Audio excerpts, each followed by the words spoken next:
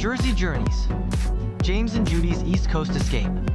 For James and Judy, a young married couple from sunny California, planning a summer trip meant one thing: adventure. While many of their friends set their sights on big cities like New York or Chicago, James had a different idea. Let's go explore New Jersey, he said one evening, scrolling through photos of beaches, boardwalks, and charming towns. Jersey? Judy blinked, curious. Isn't it just highways and diners? He grinned. Not even close. Let's find out.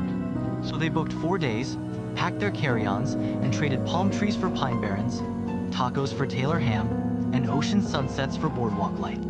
James, 25, with brown hair, brown eyes, and fair skin, wore light blue jeans and a comfortable t-shirt, while Judy, 22, with matching brown eyes and brown hair, rocked dark blue jeans and a teal t-shirt, armed with her camera and a sense of curiosity. Day 1. Newark's charm. Riverfront views. They landed at Newark Liberty International Airport with the energy of first-time East Coast explorers. Their hotel overlooked Military Park, a small green space surrounded by old churches and high-rises. After dropping their bags, they boarded a hop-on hop-off tour bus that gave them a glimpse of Newark's revitalized downtown. The tour took them past historic landmarks like the Newark Museum of Art, where they admired Native American beadwork and African sculpture collections. We just walked into the coolest art museum no one talks about, James said as they exited, still amazed by the exhibits. They strolled along the Passaic River waterfront, hand in hand, stopping at a riverside food truck for fried fish sandwiches and birch beer. A violinist played under the bridge, his music echoing into the twilight. That evening, they dined at a Portuguese restaurant in the Ironbound district, known for its culture and food. Their seafood paella arrived, steaming and colorful. This is better than any beach city food, Judy whispered between bites.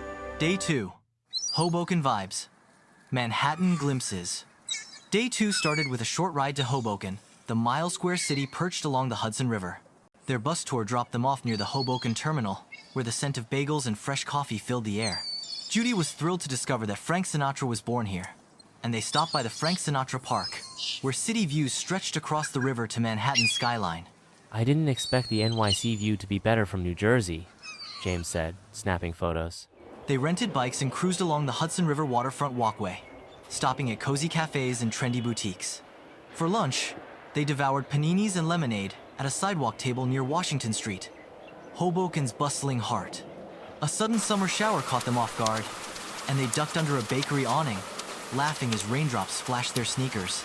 They dried off over cannolis and coffee, watching people hustle past in ponchos and sandals. Note to self, Jersey weather is moody, Judy giggled. Day 3. Jersey Shore Magic. Asbury Park Adventure. No New Jersey trip would be complete without a visit to the Jersey Shore, so they took a tour bus south to Asbury Park, one of the state's most beloved beach towns. As soon as they stepped onto the wooden boardwalk, Judy's face lit up. Music played from speakers overhead, kids ate cotton candy, and the salty breeze danced through the palm-patterned flags. They explored the vintage charm of the Asbury Park Convention Hall, walked into quirky shops filled with vinyl records and handmade jewelry, and took silly pictures in front of colorful murals. James couldn't resist a stop at the Silverball Retro Arcade, where they played classic pinball games and laughed like teenagers.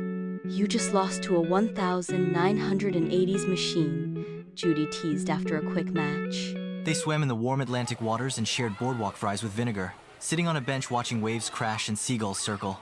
The energy was electric, part beach town, part rock concert, part nostalgic dream. Dinner that evening was at a rooftop bar with sunset views and live music.